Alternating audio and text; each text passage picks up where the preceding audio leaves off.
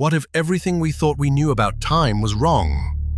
What if time isn't just a backdrop that events unfold against, but a force, a real physical wave that pushes everything through reality, a force that governs how fast you move through time, depending on how massive you are?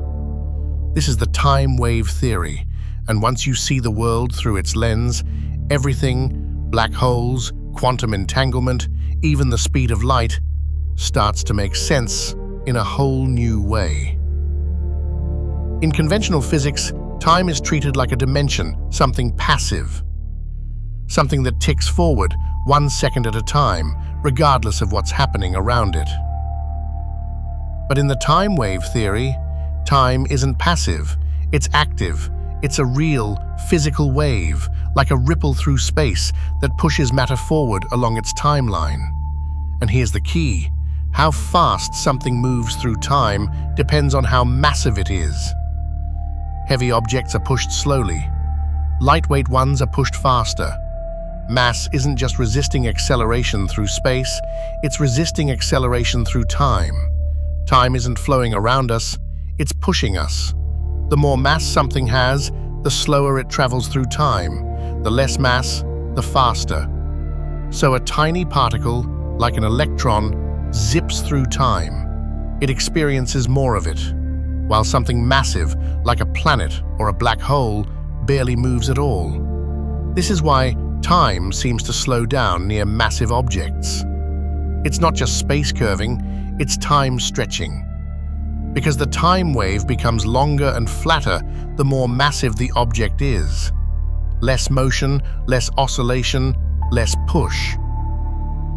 This also means that different masses experience different realities.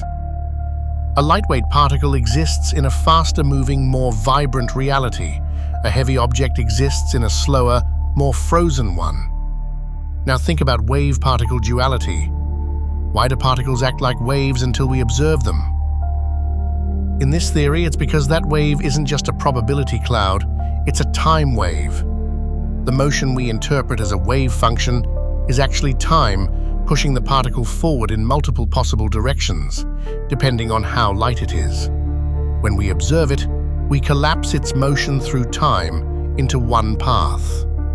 And the lighter the particle, the shorter its time wavelength. That means its presence is smeared out more broadly. It's literally in more places at once, not because of spooky quantum behavior, but because time is pushing it faster, harder, in more directions at once. Observation just interrupts that motion, and we see the particle. This also gives us a fresh view of quantum entanglement. In the traditional view, two particles become linked, and changes to one instantly affect the other, no matter how far apart they are. But what if it's not two particles? What if it's one particle, spread across space by its short time wavelength, existing in more than one place at once? When you change one version, the others follow, because they were never truly separate. They were just different locations of the same particle, seen from a slower, larger timescale.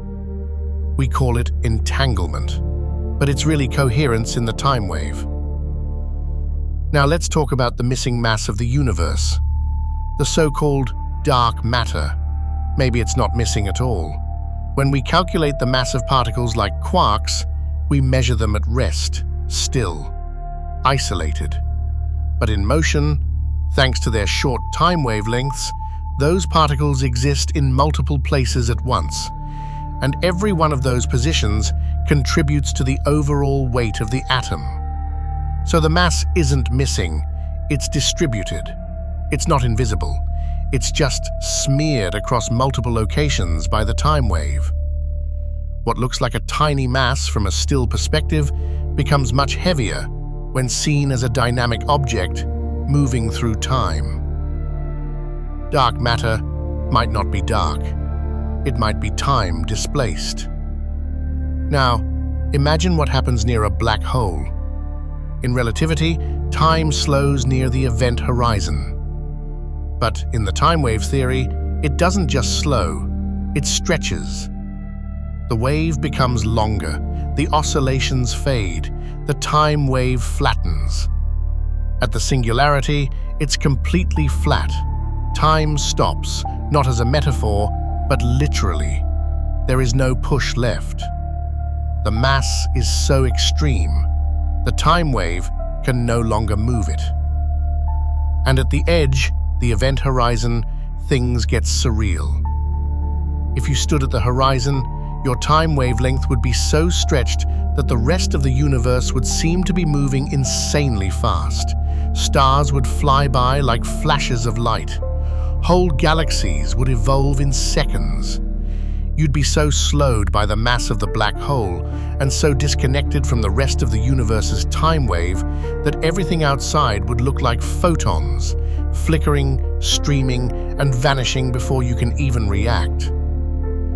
And now, the big one, the speed of light.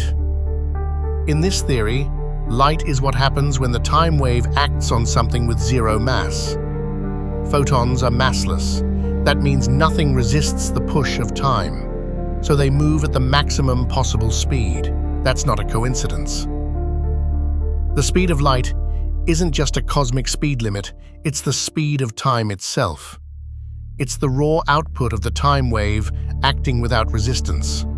Everything else is slowed down by mass. Everything else rides a stretched-out wave, but light moves at pure time velocity. So when we say nothing can go faster than light, we're really saying nothing can move faster through time than light can, because light is time in motion. It reframes time as a force that moves us differently depending on our mass. It explains wave-particle duality, quantum entanglement, time dilation, and the speed of light with one simple, elegant principle: that the universe flows because time pushes it. Heavy things move slower, light things move faster, photons move instantly. Black holes stop moving altogether, and every mystery we've struggled to understand, from missing mass to the arrow of time, can now be seen as distortions, stretches, and interactions within the time wave. Of course, this is just the beginning. The time wave theory still needs a full mathematical structure. It needs testing, refinement, and bold thinkers to explore it further. But if it's right, it's not just a theory. It's a new map of the universe, a new way of seeing not just where we are, but when we are and how we move through the current of time itself. So the next time you look at a star, or a black hole, or even a beam of light, ask yourself, what is time pushing it toward? And where is your wave taking you?